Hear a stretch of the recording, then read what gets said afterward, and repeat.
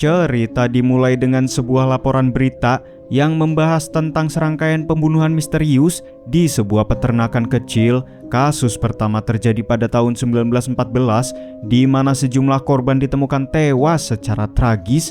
Namun anehnya para pihak polisi itu tak berhasil mengungkap siapakah pelaku di balik pembunuhan tersebut hingga 30 tahun kemudian, tepatnya pada tahun 1944, kejadian serupa kembali terulang di lokasi yang sama dan lagi-lagi kasus itu berakhir tanpa kejelasan. Lalu pada tahun 1994, tragedi yang sama kembali terjadi dengan pola yang sangat amat mirip dan hasil penyidikan yang tetap nihil. Tak ada satupun petunjuk yang bisa mengarah pada pelaku. Semua kejadian ini seakan menjadi misteri yang terus berulang tanpa akhir. In December 1914, a series of horrific murders were committed at a In December 1944, again, the same remote. In December 1994, and once again, police were never able to identify a suspect. Scene kemudian berpindah memperlihatkan sepasang suami istri yang baru saja menikah yang bernama Harold dan juga Anna.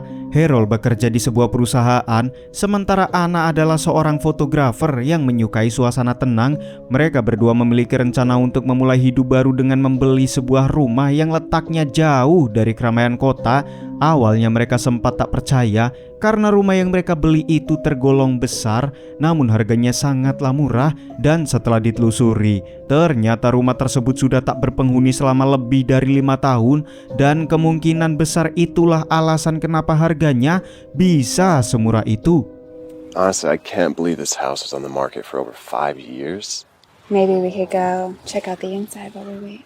Tanpa pikir panjang mereka langsung masuk ke dalam rumah dan mulai membersihkan setiap ruangan, di mana suasana yang awalnya terasa biasa saja bahkan sempat diwarnai momen hangat ketika mereka berdua bermesraan di sana. Namun tiba-tiba suasana berubah saat dua teman mereka datang. Kedua teman tersebut bernama Neil dan juga Emma yang memang sengaja datang untuk melihat rumah baru Harold dan juga Anna. 2 hours ago, but you said no. Yeah, well, looks like we timed this just right. What's up, man? Di malam harinya, mereka berempat makan bersama sambil merayakan kepindahan Harold dan juga Anna ke rumah baru itu. Di tengah suasana santai, Neil mulai menceritakan sebuah kisah menyeramkan tentang rumah tersebut, di mana konon katanya ada sepasang kekasih bernama Mary dan juga Abby yang tinggal di sana. Namun hubungan mereka berakhir tragis ketika Mary membunuh Abby dengan cara menikamnya sebanyak 40 kali dong. Dan pada saat diinterogasi, Mary bersikeras bahwa dirinya bukanlah pelaku yang sebenarnya. Dia mengaku bahwa ada sosok hantu di rumah itu yang mengendalikan dirinya hingga melakukan perbuatan keji tersebut. You ever heard the story? It was back in 1969. It's a dead story. But they say that one morning, plunges a butcher knife straight into Abby. She was covered with blood, but it was like she didn't even know what happened. Neil juga menambahkan bahwa menurut cerita yang beredar, setiap pukul 2 pagi akan muncul sosok mengerikan yang berkeliaran di dalam rumah itu. Meskipun begitu, Neil sendiri tak tahu pasti apakah cerita tersebut benar atau hanya sekedar mitos yang berkembang di masyarakat. Namun banyak yang percaya bahwa kisah itu memang benar adanya. Di saat yang bersamaan, tiba-tiba ibu Harold yang bernama Martha datang berkunjung ke rumah tersebut, di mana kedatangannya hanya sebentar saja, sekedar mengantarkan air minum lalu ia pun langsung beranjak pulang. Oh, I hope I'm not intruding, but I knew this was your first night. I see that you have drank the cheap stuff. Good night. Good night, everyone. Hubungan antara Martha dan Anna sendiri memang tidak harmonis. Martha tidak menyukai Anna karena menganggapnya tidak cukup cantik dan tidak memiliki latar belakang kekayaan. Sementara Anna juga tidak menyukai Martha karena sifatnya yang sombong dan sering merendahkan orang lain. Setelah Martha pergi, Anna kemudian meminta Neil dan Emma untuk menginap semalaman di rumah itu. Mungkin karena ia mulai merasa sedikit tidak nyaman. Lalu pada keesokan paginya, Neil dan Emma pun pulang ke rumah mereka masing-masing. Sementara Harold pergi bekerja seperti biasanya, dan kini Anna hanya sendirian di rumah tersebut. Well, you know, if you need anything, I know, you're just a few minutes away.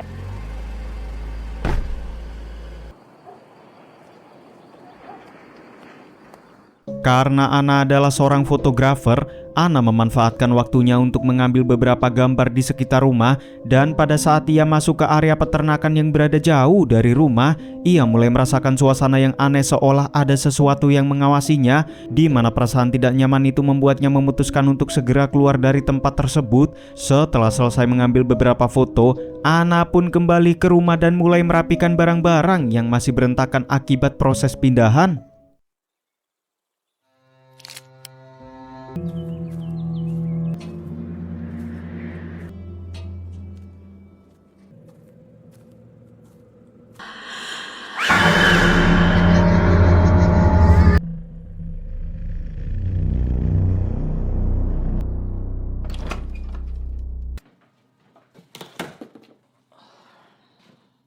Tidak terasa semua pekerjaannya sudah selesai, dan pada saat Anna sedang bersantai, tiba-tiba ia mendengar suara dari lantai bawah. Dengan rasa penasaran, ia langsung keluar kamar dan melihat bahwa barang-barang di bawah tiba-tiba menjadi berantakan lagi. Anna pun segera mengambil kameranya dan turun untuk melihat lebih detail.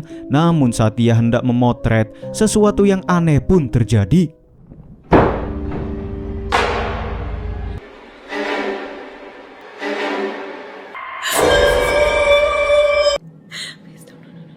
Tiba-tiba barang tersebut kembali rapi dengan sendirinya, di mana kejadian itu tentu saja membuat Anna merasa ketakutan.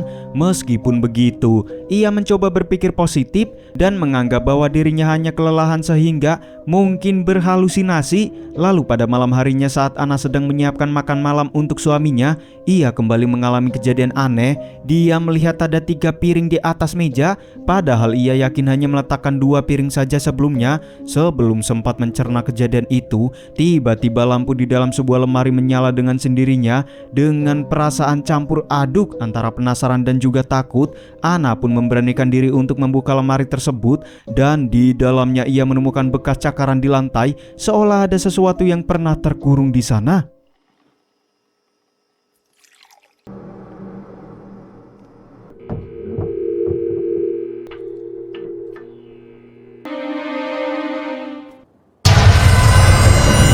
Setelah Harold pulang, Anna langsung menceritakan semua kejadian aneh yang ia alami sepanjang hari. Namun Harold tak menanggapi dengan serius. Ia menganggap bahwa Anna hanya kelelahan akibat proses pindahan, hingga pikirannya menjadi tidak stabil dan mulai berhalusinasi. Harold bahkan dengan santainya mengatakan bahwa hantu itu tidak real, dan semua yang terjadi pasti ada penjelasan logisnya. We both know ghosts aren't real, right? Really? Yeah. You're not getting a lot of sleep. Setelah makan malam, mereka pun pergi ke kamar untuk beristirahat.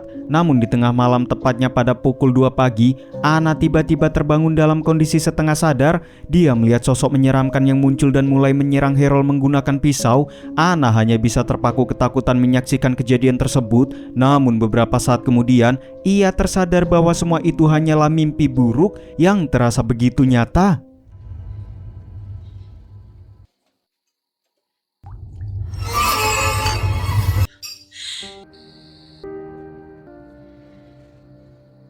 Di keesokan paginya saat Harold bersiap untuk berangkat kerja, Anna kembali teringat dengan mimpi buruk yang dialaminya semalam.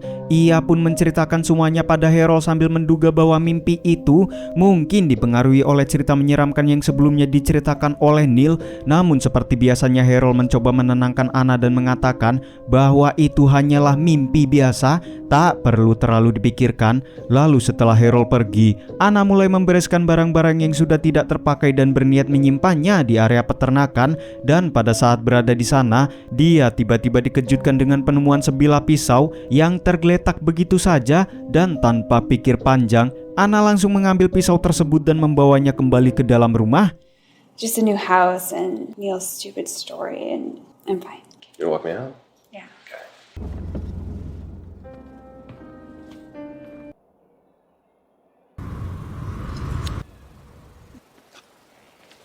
Tak lama setelah itu, Anna menerima telepon dari Emma. Di tengah percakapan mereka, Anna tiba-tiba terdiam karena melihat pisau yang tadi ia letakkan di wastafel mendadak hilang entah kemana. Merasa bingung, ia pun berjalan dari ruang tamu menuju dapur untuk memastikan. Namun anehnya saat ia kembali, pisau itu sudah berada di tempatnya lagi. Kejadian itu membuat Anna semakin gelisah antara takut dan tidak mengerti apa yang terjadi. Lalu pada saat malam harinya, Anna kembali mendengar suara cakaran yang berasal dari dalam lemari. Suara itu terdengar sangatlah jelas, seolah ada sesuatu yang mencoba keluar dari dalam sana. Dengan perasaan was-was, Anna memberanikan diri untuk mengeceknya.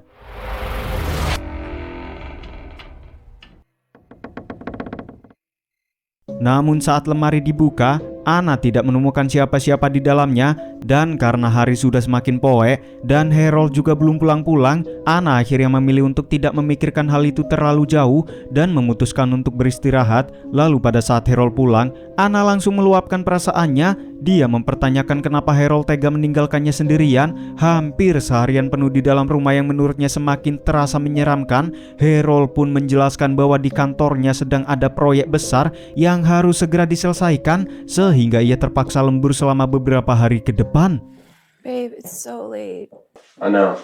Is it worth it? Of course it's worth it.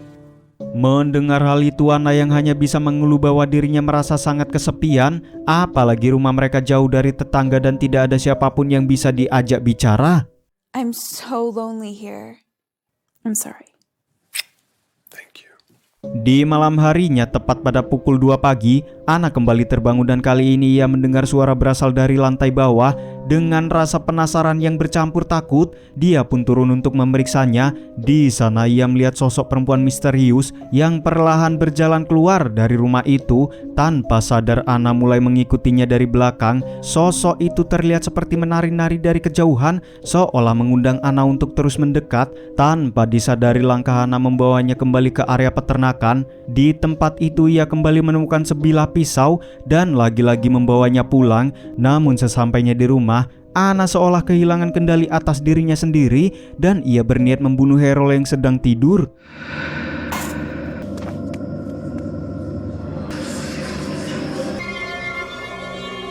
Holy shit, Ann! What are you doing? Untungnya Harold terbangun tepat waktu dan berhasil menghentikan Anna sebelum sesuatu yang lebih buruk terjadi. Dalam keadaan panik, Anna bersikeras bahwa bukan dirinya yang melakukan hal tersebut. Ia merasa ada sosok hantu yang terus menuntunnya dan mencoba mengendalikan dirinya untuk melakukan hal-hal yang mengerikan. Namun sekali lagi Harold tak mempercayai semua itu dan menganggap Anna hanya mengalami gangguan pikiran. Ann, you scared the shit out of me. I didn't know that I had the knife in my hand and If Neil's story was true, that doesn't make any sense to me. Hari demi hari berlalu dengan kondisi Anna yang semakin tidak stabil. Hingga suatu hari saat Harold hendak pulang, Anna terlihat berdandan rapi dan menyiapkan makanan, seolah ingin menyambut suaminya dengan hangat. Namun ternyata semua itu hanyalah bagian dari mimpi yang ia alami, di mana kenyataannya dari arah pintu justru muncul sosok hantu yang sama. Tanpa pikir panjang, Anna kembali mengikutinya, dan kali ini ia membawa kamera dan mencoba mengambil gambar sosok tersebut sebagai bukti. Namun usahanya berakhir dengan sia-sia karena hantu itu justru menyerangnya hingga membuat Anna pingsan.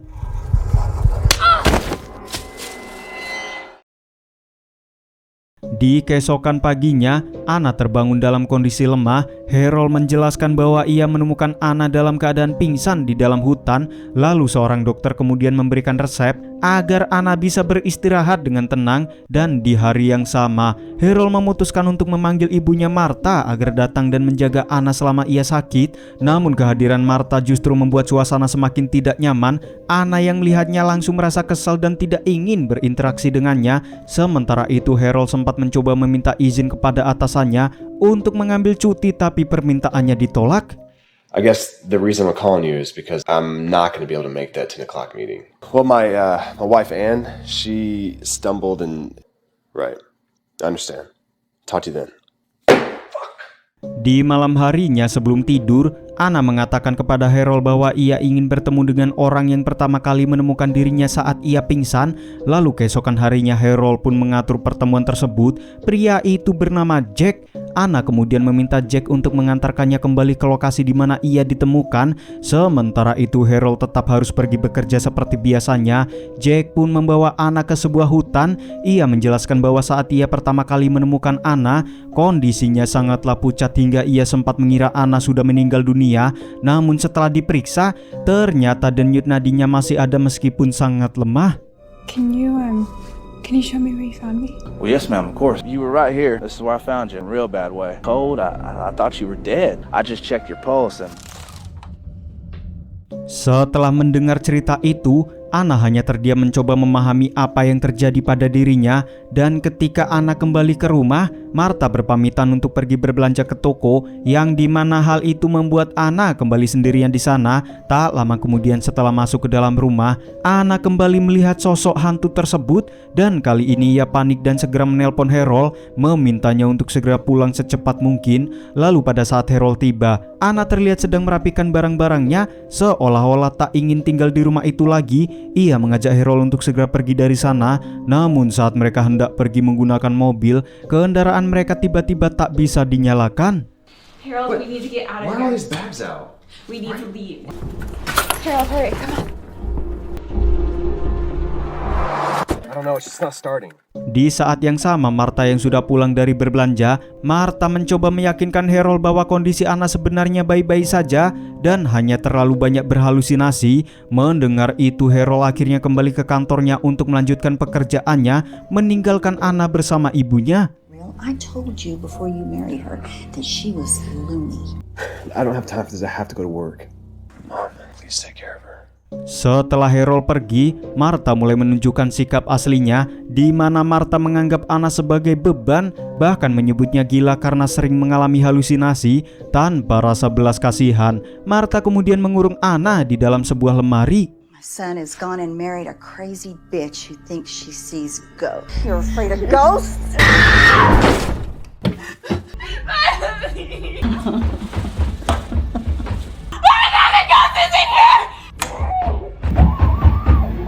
Di dalam ruangan sempit itu, Anna kembali melihat sosok hantu yang selama ini menghantuinya. Sosok itu perlahan-lahan mendekat, bahkan mulai menyentuh rambut Anna dengan cara yang sangat amat menyeramkan. Beberapa saat kemudian saat Martha membuka lemari untuk mengecek keadaan Anna, sesuatu yang mengerikan pun terjadi.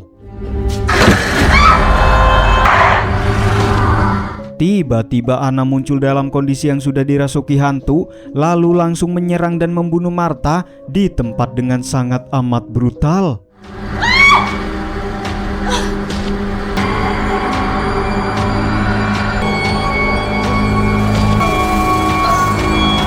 Tak lama kemudian Harold pulang ke rumah dan langsung dikejutkan dengan pemandangan yang sangat amat mengerikan. Harold melihat ibunya yang sudah tewas dalam kondisi sangat amat mengenaskan. Dengan panik Harold segera menghubungi polisi untuk menyelidiki kejadian tersebut. Namun yang lebih anehnya lagi, Anna menghilang entah kemana tanpa jejak bak ditelan bumi. Beberapa hari berlalu dan karena tidak sanggup lagi tinggal di tempat yang penuh dengan kenangan buruk itu, Harold pun akhirnya memutuskan untuk menjual rumah tersebut. Namun sebelum meninggalkannya, Harold berkeliling di sekitar area rumah itu. Ia pun menemukan sebuah kamera milik Anna. Dengan rasa penasaran, Harold mencoba memeriksa isi kamera tersebut, tetapi belum sempat ia memahami apa yang ada di dalamnya, tiba-tiba sosok misterius menyerangnya secara brutal hingga membuat Harold tewas di tempat.